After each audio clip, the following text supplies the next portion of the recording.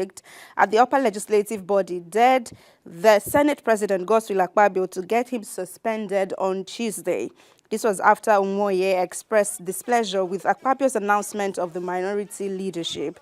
The Senate President had announced Senator Abba Moro, who was from the PDP, Benue South, as the minority leader and Osita Ungu, PDP Enugu West, as the Senate Minority Whip. Now, this seems not to have met Umoye well, who continued to wonder if they are slaves at the Senate there. And he was asking the Senate President why he has continued to pick leaders for them. But then Akpabio said that majority of the lawmakers appended their signatures to the appointment. Every time you keep on picking leadership for us, we are not your slaves. Whether you like it or not, the way you are elected was the way we are elected. We are not your slaves. The way you are elected was the way we are elected. How you can suspend me? You have done your work, you have put us to the wall. It's not fair. It's not about me, it's not about any person. It's about the institution of Senate. Thank you, sir.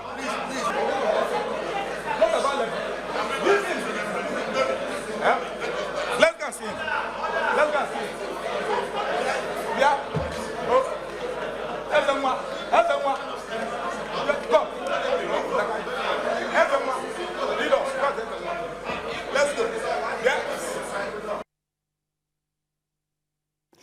All right, then let's have you in at this point. In reaction, Dozier says Akpabio needs to be stopped before he runs this country into a mess. Man has learned to live without conscience, fear, and equity. How do you make a decision at the chamber without the votes of other senators in the House? And he says that's madness. Also in reaction, Uncle Larry says, I wish other senators would brace up and do the needful. When there is no opposition, the ruling party do whatever they like and get away with it. It is time those elected into power start fighting for the common people other than their personal interest. And on the other side of the room is this user who says, I was expecting this same energy when they shared 160 million naira for SUVs. Stand to reject it like this, but reverse was the case. He did not know that the 160 million naira SUVs was used to set up. Since he collected the SUV, he was not his right to object the decision of the Senate President. And also still on that side is Mr. K, who says Senator Akpabio being shouted at by other senators shows a high level of disrespect, not only to his personality, but the office of the Senate President. This, I feel, may pave way to other low-profile senators to do same anytime. By low-profile senators, maybe first-timers, I guess. I don't know if that qualifies them to be low-profile. But then, Nigeria's President, Bola Ahmed Tinubu, has disclosed that he's got his eyes on the Guinness World Record as a possible record breaker. Now, at a session in Germany, where he is right now, Tinubu says he's determined to efficiently lead Nigeria, but if his good works as Nigeria's president don't earn him the title of the best president in the world, he would by all means have his name on it. Nigeria voted for me for reforms. And from day one of my inauguration, I started the reform. Day one. To me, if you didn't mention me in the Guinness Book of Records, on it.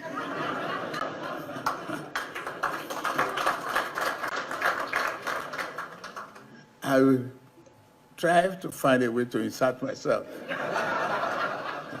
Because I did it without expectation.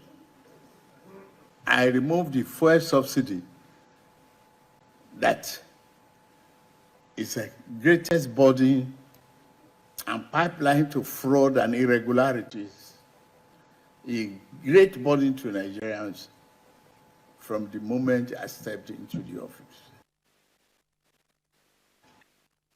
Right, reacting to this development is Wura on Instagram, who says, that's how you said you would be our president and you forced yourself on us. Now 001 or 100 or 110 or 010 we dey do for house. Abeg, no carry that jaguda attitude go Guinness World of Record. And this Merrick's concept, he says, Baba said he will find a way, more like he would rig his way to Guinness Book of Records. More reaction is he too says, no worry, President, your name is already on their list of record breakers, Rigathon. The recognition date will be communicated to the masses soon. And finally, Amara Sugar says, if you people think this man is the problem of Nigeria, then you don't reason properly. This country has been bad for over more than a decade, as she said right there. Now let's continue with reactions that have not stopped trailing the disclosure by the federal government that revenue generation has long increased from 650 billion naira to more than 1 trillion naira monthly since the removal of fuel subsidy. Now, speaking in Asaba, the Delta State capital, on Monday, the Minister of Finance, Wale Edun, revealed that the Federation account has been witnessing this improvement for about 4 months now. And he stressed that the federal government had for long known that fuel subsidy was not sustainable. Now, let's go over to the comment section and see what you're saying about this good news. Now, Adewale says, and these same people keep saying no money, custom, NNPC, forex unification, and the rest are also adding to the economy. No money, but they keep buying yachts, multi-millionaire, or I think that's multi-million SUVs. These people aren't sincere, and they will soon meet their Waterloo. More reactions would be coming in from our next user, who is Sonex Graphics, and he says, recovered to be stolen again. Better return it back to subsidy. Let's know at least we are benefiting something rather than causing hardship for no apparent reason. Also, this user, Omo Eyatisha, says a sincere question that needs an answer. If it's true that we're saving 1 trillion naira every month, as the finance minister said, then where does that money go, and why are we still borrowing excessively? But in reaction to that, IZ says, so the supplementary budget they recently signed, where do you think the money is coming from? So apparently for this user, that is what we'll be doing. Like the 1 trillion naira we've been able to save monthly from fuel subsidy removal would be what we'll be using to fund the supplementary budget. But let's go ahead to our final story. Now, the federal government has also announced that $35 billion is needed to kickstart the construction of concrete roads across Nigeria. The Minister of Works, Dave Umahi, said that the decision to embark on concrete roads revolution may be a Herculean task, but he has resolved to remain steadfast. Now, he also disclosed that the Maribond Ajokuta Steel Company will provide about 16% of the steel material that is needed for the construction of Nigeria roads in concrete pavement across the country. In reaction to Dave Umahi's disclosure, Moses Bulaton says roads can generate revenues without tolling them. They can be built with service ducts on the ground that can take water, electricity, gas, fiber optics, etc. to consumers. The service companies can pay to use these ducts, and over time, the roads pay for itself. A suggestion there, if anyone was listening. Anthony says every year new road projects are being awarded. Do these roads spoil yearly? Why should the same roads be allocated for yearly budget? And for Gilbert, it says, cut your coat according to your cloth. Don't immerse the country into further debt by proposing concrete highways. $35 billion is a huge sum of money in Nigeria. It's not, that's not everything, though. They said to kickstart, that is what they need. Let's have another reaction before we call it a day.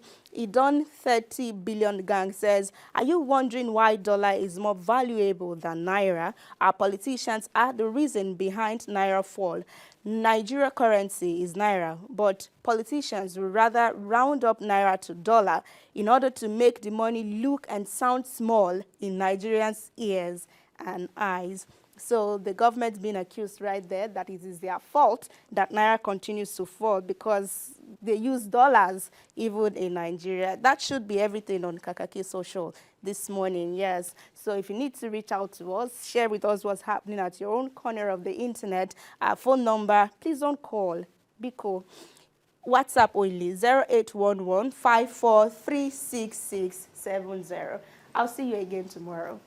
Good morning, Adora and Nkoli. Thank you, Rania. And then definitely we will be verifying their stories even when they send them in, and make sure that it has some background before we post. But for me, I just politicians and their their ways. Look at what's happening at the Senate between the minority and of course the majority party. But then people would say, in whose interest really? Because at the end of the day, emails will fly, and they will receive prayers. But you know that Akpabio said that about 38 of them, maybe 35 of them signed out of about 40 of them, and I didn't see anybody opposing to that yesterday. In fact, everyone went about their business apart from Ireti, who was supporting Kingsman, of course. I don't know if actually there was anything as that.